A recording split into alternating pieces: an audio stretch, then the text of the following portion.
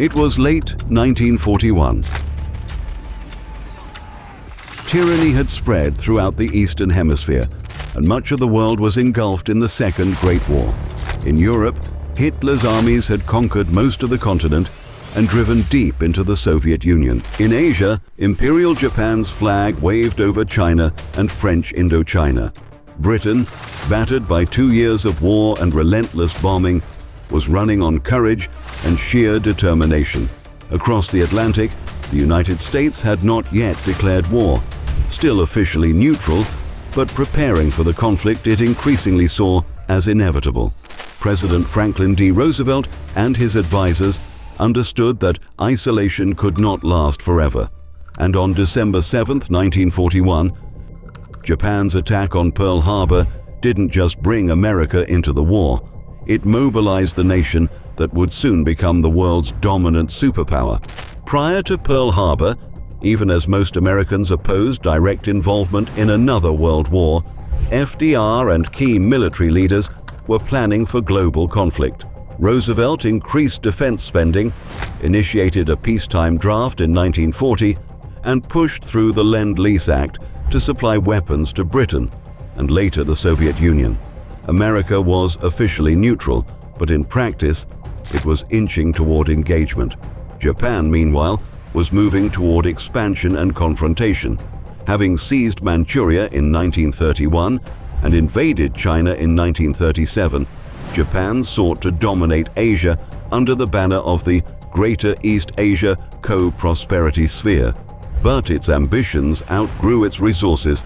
Japan lacked the oil, metals, and other critical materials needed to sustain its military and industrial machine. For years, Japan had relied on trade with the United States for vital materials, especially oil. But after Japan occupied northern French Indochina in 1940 and then moved into southern Indochina in mid-1941, threatening British and Dutch colonies in Southeast Asia, the United States responded with a series of escalating sanctions and finally a full oil embargo. To Tokyo's militarists, this wasn't diplomacy. It was strangulation. Unless they acted quickly, Japan's navy would be out of fuel within a year. The decision was made: seize the resource-rich territories of Southeast Asia. But to succeed, Japan would first have to neutralize the only power capable of stopping its advance, the United States. On the morning of December 7, 1941, Japan launched a surprise strike against the U.S. Pacific Fleet at Pearl Harbor, Hawaii. 6 carriers, over 350 aircraft, and meticulous planning culminated in a devastating assault that lasted just 2 hours. The damage was staggering: 8 battleships, nearly 200 aircraft, and over 2,400 American lives lost. Japan's leaders believed this would paralyze U.S. power in the Pacific for years, giving them time to secure the Dutch East Indies, the Philippines, and Malaya. Roosevelt's administration had long anticipated conflict, but not on this scale and not in this way. On December 8th, Roosevelt addressed Congress.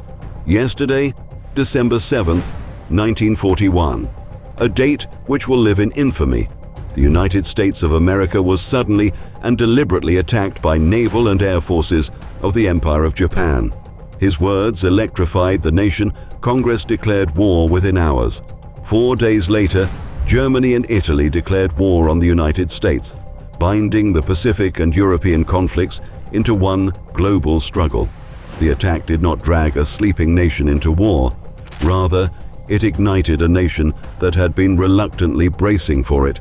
By December 1941, the Selective Service Act of 1940 had already inducted 1.4 million men into the U.S. Armed Forces. Industrial leaders had been encouraged to prepare for potential war production, but Pearl Harbor transformed cautious readiness into full mobilization. Factories that once made cars, refrigerators, and radios shifted almost overnight to tanks, rifles, and aircraft. Ford's Willow Run plant in Michigan became the symbol of this transformation, and by mid-1944, it was producing a B-24 Liberator bomber roughly every hour.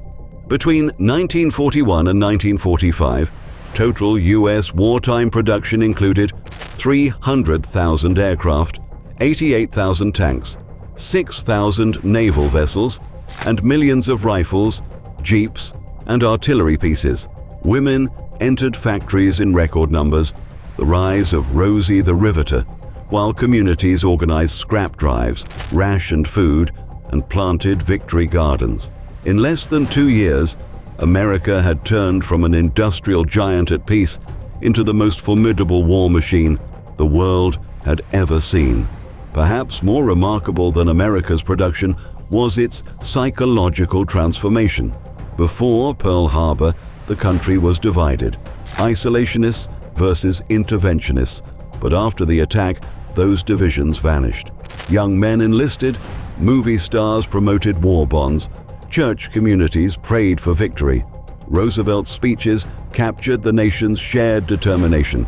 No matter how long it may take us to overcome this premeditated invasion, the American people in their righteous might will win through to absolute victory. At the same time, a quote, attributed, perhaps apocryphally, to Admiral Isoroku Yamamoto, who had planned the Pearl Harbor strike, began to circulate. "I fear all we have done is to awaken a sleeping giant and fill him with a terrible resolve." Even if Yamamoto never said it, the line perfectly reflected Japan's error. They had mistaken America's caution for weakness, not realizing that beneath its hesitation lay both industrial power and moral resolve. The impact of America's entry rippled across the globe. Japan's early victories in Southeast Asia and the Pacific were convincing, but the tide began to turn once U.S. factories and shipyards hit full stride. By mid-1943, the United States had more aircraft carriers, aircraft, and trained pilots than Japan could replace. Battles such as Midway and Guadalcanal proved that the Pacific balance of power was shifting. America's ability to outbuild and outfight Japan was overwhelming. Yet Japan's decision also doomed its allies. When Hitler declared war on the US, right around the same time as his first defeat against the Soviet Union, he effectively invited the world's largest economy into a war Germany could no longer dominate. American industry became not only the lifeline of its own military, but the lifeline of the Allied cause. Through the Lend-Lease program, the US supplied Britain, the Soviet Union, China, and other nations with mountains of equipment. Over 400,000 trucks and 12,000 tanks went to the Soviet Union. Britain received planes, food, fuel, and raw materials that kept it alive. The sleeping giant had awakened, and its reach extended across oceans. For Britain, American entry was salvation. After 2 years of standing up to Nazi Germany, Britain finally had its official partner in the West, a nation with vast resources and manpower.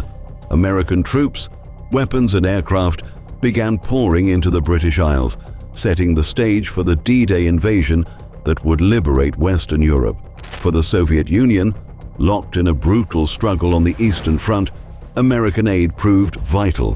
While Soviet factories produced weapons, US trucks and locomotives kept supply lines moving. American food and raw materials helped sustain the massive Soviet offensives that would eventually crush Hitler's Wehrmacht. By 1944, American bombers were striking German cities almost daily.